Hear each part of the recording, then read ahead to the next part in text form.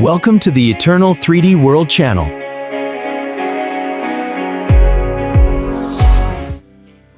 Hi friends, welcome back to our channel Eternal 3D World. ఈరోజు మనం ఈ bamboo lab A1 3D ప్రింటర్లో రెగ్యులర్గా వచ్చే ఇష్యూ గురించి డిస్కస్ చేద్దాం. అది ఏంటంటే ఫిలమెంట్ నుంచి మనము AMSకి కనెక్షన్ ఇచ్చిన తర్వాత ఫిలమెంట్ అనేది రెగ్యులర్గా కట్ అయిపోతూ ఉంటుంది. ఇది ఎందుకంటే ఫిలమెంట్ అనేది మాయిశ్చర్ కంటెంట్ని అబ్జార్బ్ చేసిందంటే ఆ మాయిశ్చర్ వల్ల ఫిలమెంట్ కట్ అయిపోయి మనకు ప్రింట్ క్వాలిటీ అనేది కూడా చాలా తక్కువ వస్తుంది. సో కాబట్టి ఫిలమెంట్ అనేది ఎప్పుడు కూడా మనం డ్రైగా పెట్టుకోవాలి. సో ఫిలమెంట్ అనేది కట్ అయిపోయిందంటే ఈ విధంగా మనము PTFE ట్యూబ్ నుంచి రిమూవ్ చేసుకోవాల్సి ఉంటుంది. సో ఇక్కడ ఉన్న ఈ PTFE ట్యూబ్లో ఫిలమెంట్ ఏదైతే జామ్ అయిపోయి ఉంటుందో దాన్ని మనం అన్లోడ్ అనే ఆప్షన్ ద్వారా అన్లోడ్ చేసి మొత్తం అంతా రిమూవ్ చేసుకోవాల్సి ఉంటుంది. సో ఇక్కడ మనం ఈ ఫిక్స్ చేసిన ఈ ఫిలమెంట్ అనేది ఆల్రెడీ ఒక ప్రింట్ తీసిన తర్వాత కట్ అయిపోయింది.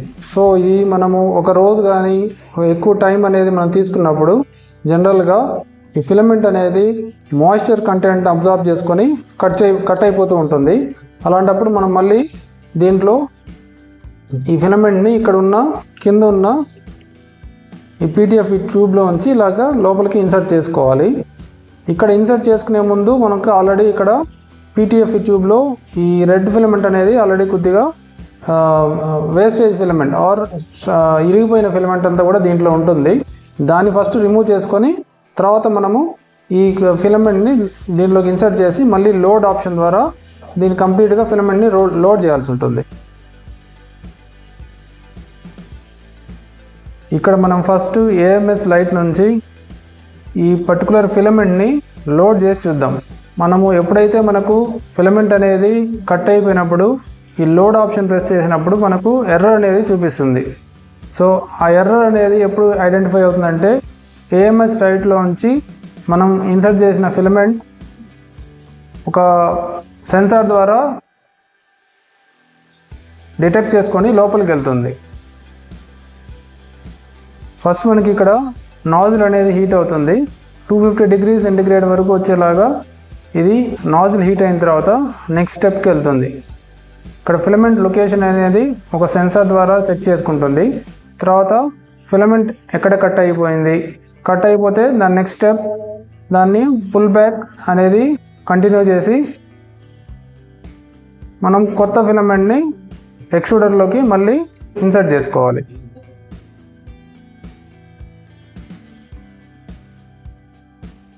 ఇక్కడ లోడింగ్ ప్రాసెస్లో మనకు ఈ ఫిలమెంట్ అనేది దానికి సెన్సార్కి కరెక్ట్గా రీచ్ అవ్వకపోతే ఇక్కడ మనకు ఎర్రర్ అనేది షో చేస్తుంది స్క్రీన్ పైన.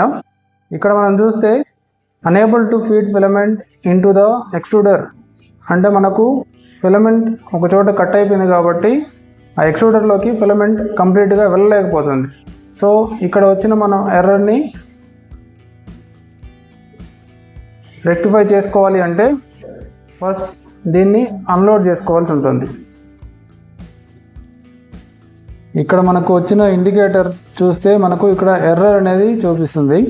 సో మామూలుగా ఎర్రర్ లేనప్పుడు మనకు LED అనేది వైట్గా గ్లో అవుతుంది.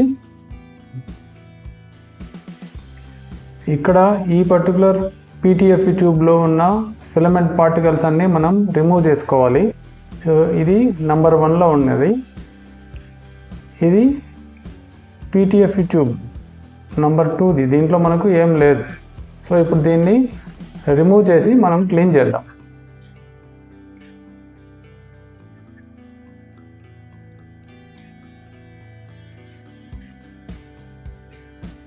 ఇక్కడ చూడండి ఫ్రెండ్స్,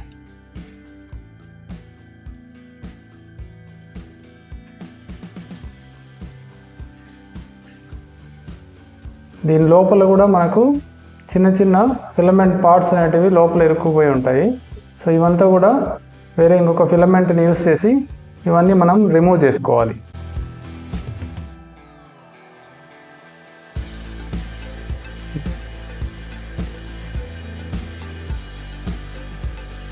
ఈ విధంగా మనము ఈ పర్టికులర్ పార్ట్ని ఇక్కడ ప్రెస్ చేసి PTFE ట్యూబ్ అనేది రిమూవ్ చేసుకోవాలి.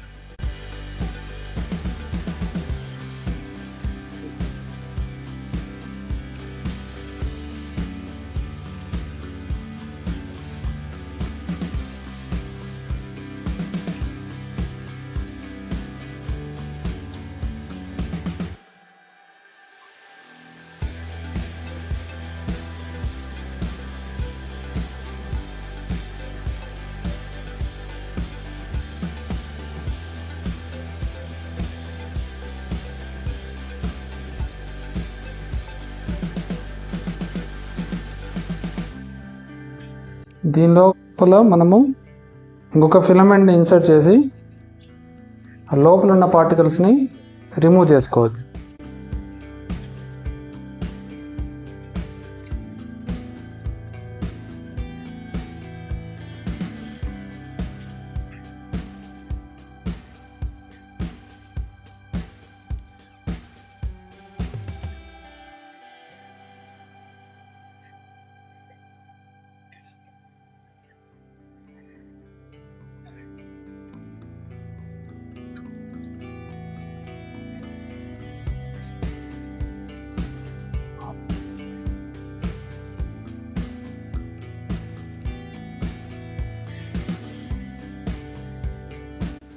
సో ఈ విధంగా మనకు కట్ అయిపోయిన ఫిలమెంట్ అంతా కూడా మనం రిమూవ్ చేసేసుకోవాలి.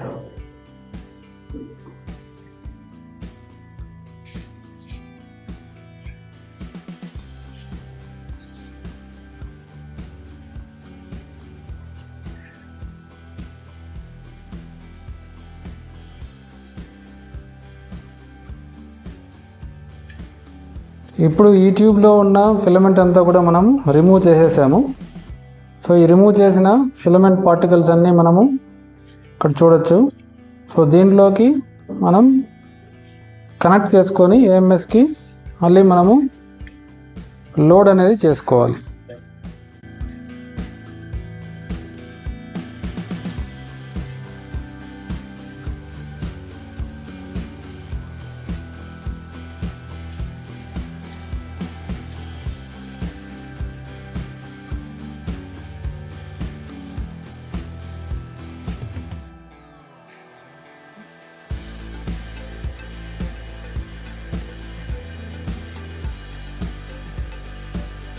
ఇక్కడ ఈ హోల్లో మనము ఫిలమెంట్ని ఇలా ఇన్సర్ట్ చేసుకోవాలి.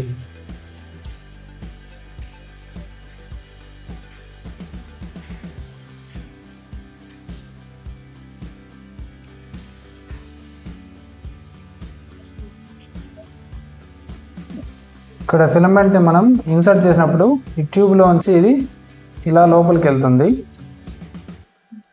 ఇది మనం కంప్లీట్గా మనమే మాన్యువల్గా ఇన్సర్ట్ చేయాల్సిన అవసరం లేదు. ఇక్కడ వరకు ఫిలమెంట్ అనేది మనకు కనపడిందంటే అక్కడ మనం స్క్రీన్లో లోడ్ ఆప్షన్ ఇచ్చినప్పుడు ఇదే కంప్లీట్గా పుష్ అవుతుంది లోపలికి. ఇక్కడ మనం ఆప్షన్స్ చూస్తే ఫిలమెంట్ అనే ఆప్షన్ దగ్గర మనము లోడ్ చేయడానికి ఉంటుంది. దానికన్నా ముందు మనం ఫిలమెంట్ ఆ పీటీఎఫ్ ట్యూబ్లోంచి రిమూవ్ చేసుకునేటప్పుడు ఈ ప్రింటర్ని స్విచ్ ఆఫ్ చేసుకొని మనం అన్వాంటెడ్ ఫిలమెంట్ అంతా రిమూవ్ చేసుకొని తర్వాత న్యూ ఫిలమెంట్ని లోడ్ చేసిన తర్వాత మనము ప్రింటర్ని ఆన్ చేసుకోవాలి. ఇక్కడ ఆన్ చేసుకున్నప్పుడు ఇప్పుడు మనము లోడ్ అనేది క్లిక్ చేస్తే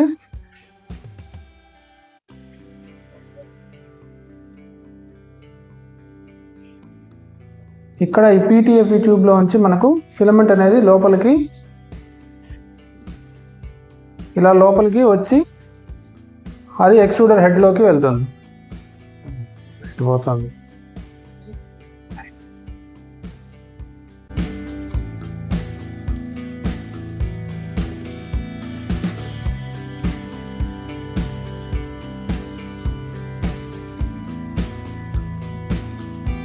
ఇక్కడ మనకి ఇప్పుడు పడ్జ్ ఓల్డ్ ఫిలమెంట్ అనేది కూడా చెక్ చేసి ఓల్డ్ ఫిలమెంట్ లేనప్పుడు మనం ఇప్పుడు ఇన్సర్ట్ చేసిన ఫిలమెంట్ అనేది కంప్లీట్గా నాజిల్ వరకు కూడా వెళ్తుంది.